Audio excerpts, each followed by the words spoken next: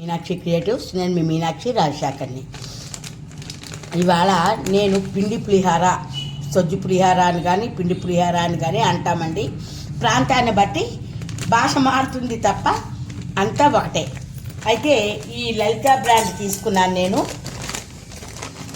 మీరు ఏదైతే తీసుకోవచ్చు. ఇది దీనికి నూక కొలుచుకుందాం. ఒకటి ఇంచుమించుగా 2 గ్లాసులు ఉందండి. తల కొట్టి 2 గ్లాసులు ఉంది. దీంతో మనం ఇదే గ్లాస్తో నీళ్లు కొలుచుకొని మనం పోసుకోవాలి. ఇప్పుడు మనం స్టవ్ వెలిగించుకొని దీని మీద నేను కుక్కర్ పెట్టానండి.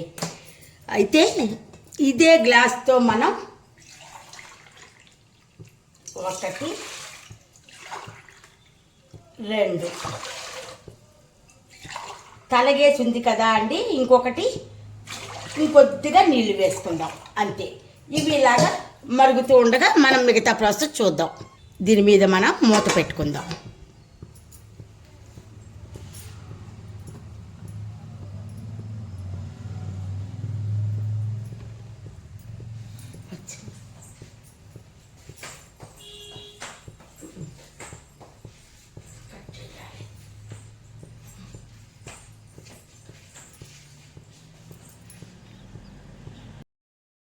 గిన్నెలో మనం చింతపండు నానబెట్టుకుందాం. దీని ఒకసారి చింతపండుని కడిగేసి ఈ చింతపండు మనం నానబెట్టుకుందాం. కొద్దిగా నీళ్ళు వేసి దీన్ని మనం ఒక్కసారి ఉడకపెడదామండి. ఉడకపెడితే మనకి ఎక్కువ నిలవ ఉంటుందన్నమాట. స్టవ్ వెలిగించి దీని మీద నేను పెడుతున్నాను. ఇలాగా ఉడకపనిద్దాం. ఇప్పుడు మనం ఈ నీళ్ళు మరుగుతున్నాయి కదా, దీంట్లో మనం పసుపు వేసేసుకుందామండి. కొంచెం ఎక్కువగానే వేసుకుందాం. పసుపు వేసేసి మూత పెట్టేసుకుందాం. ఇప్పుడు చూస్తున్నారా, నీళ్లు మరిగిపోయాయి. మనం ఇప్పుడు దీన్ని మూత తీసేసి ఈ నూక ఇందులో వేసేసుకుందాం.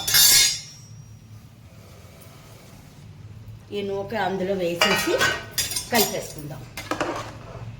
కలిపి ఒక్క నిమిషం, అంటే ఒక్క నిమిషం ఇలాగా ఉండనివ్వాలండి. ఉంచాక ఇప్పుడు దీన్ని మనం వార్ చేసుకోవాలి. ఇప్పుడు చూసారా, ఇలాగా నీళ్లు మనం వంపేసుకుంటాం.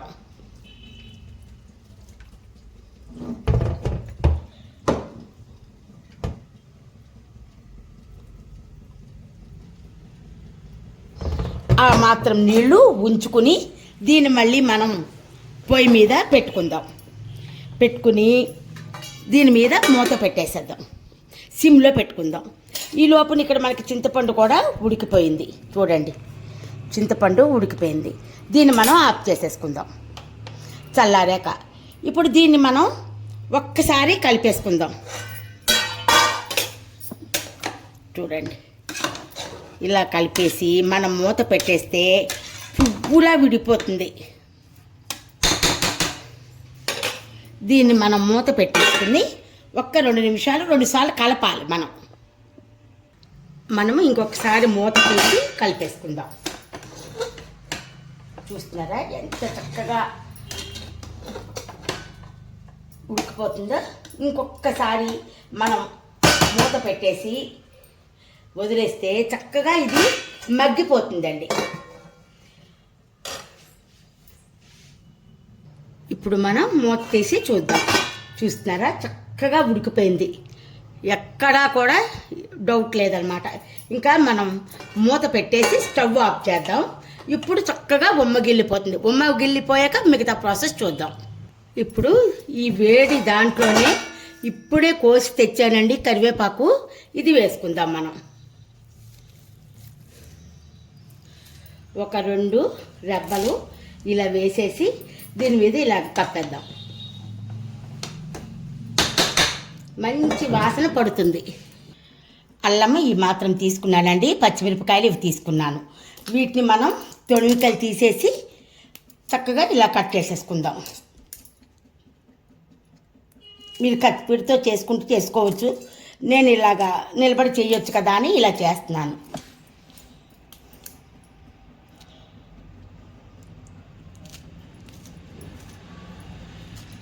ఇలాగ అన్నీ కట్ చేసుకుందాం. అల్లం పచ్చిమిరపకాయలు తరిగేసుకున్నాను, ఇది కూడా పక్కన పెట్టుకుందాం. దీంట్లోనే ఒక కరివేపాకు రెబ్బ కూడా వేసేసుకుందాం. ఇప్పుడు ఈ మిక్సీ జార్లో ఈ చింతపండు ఇలా వేసేస్తున్నానండి. అన్ని తొణికులు అన్నీ తీసేసాను కదా, ఇది ఇలా వేసేసి మిక్సీ చేసేసుకుందాం. ఇప్పుడు మూత తీసేసి మనం ఉప్పు వేసేసుకుందామండి. మనం సరిపడా ఉప్పు వేసేసుకోవడం, మన టేస్ట్కి తగినంత ఇది వేసేసుకుందాం. వేసేసి ఒక్కసారి కలిపేసి మళ్ళీ మూత పెట్టేద్దాం.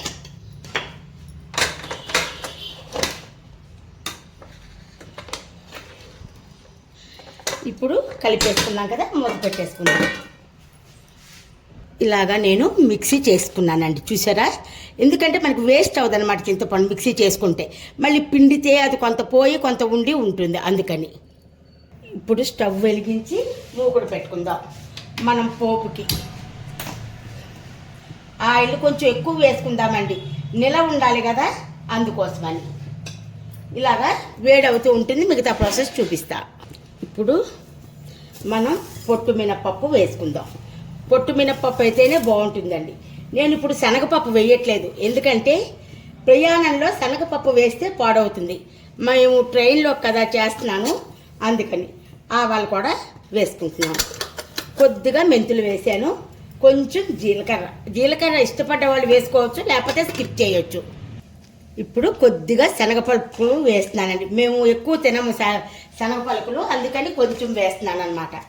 అలాగనే ఎండు మిరపకాయలు, అది కూడా మన టేస్ట్కి తగినన్ని. ఎన్ని మనం తింటామనుకుంటే, అంటే ఎంత కారం తింటామనుకుంటే అంత. ఇలాగా ఇవన్నీ వేగిపోయాక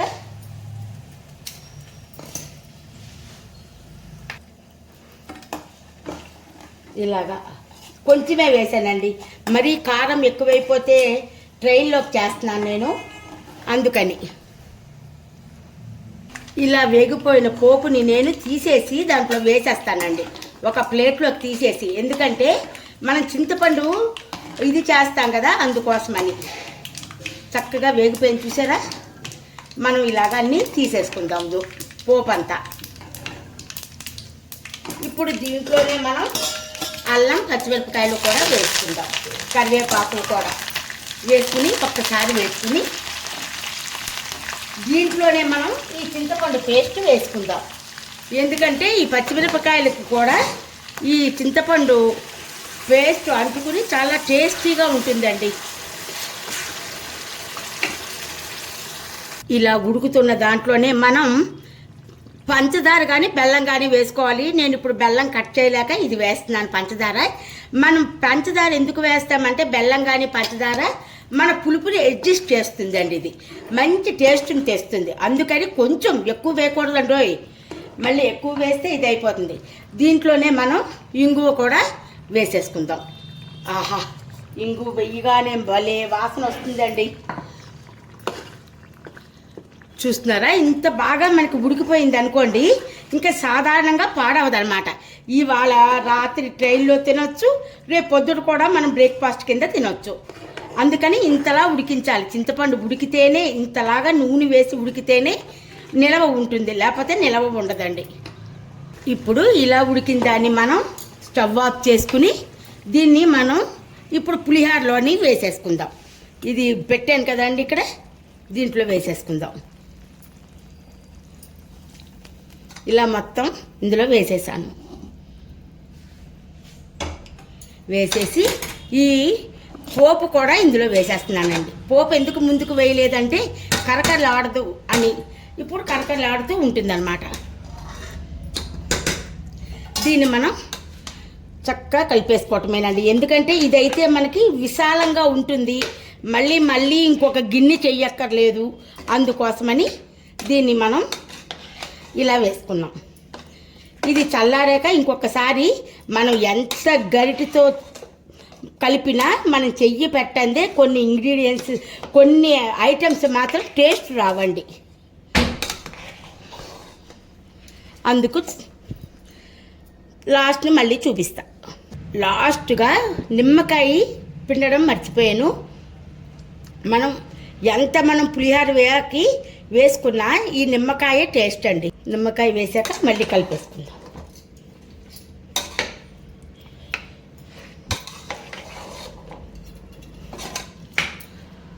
ఇప్పుడు చల్లారిపోయింది, మనం ఒక్కసారి కలిపేసుకుందాం. ఎక్కడైనా ఇలా ఉంటే అవి ఇదైపోతాయి. మనం అలా కలుపుతూనే ఉన్నాం కాబట్టి ఏవి కూడా మనకి ఎక్కువగా ఉండవండి. ఇలా ఉండలాగా అవి ఉండవు.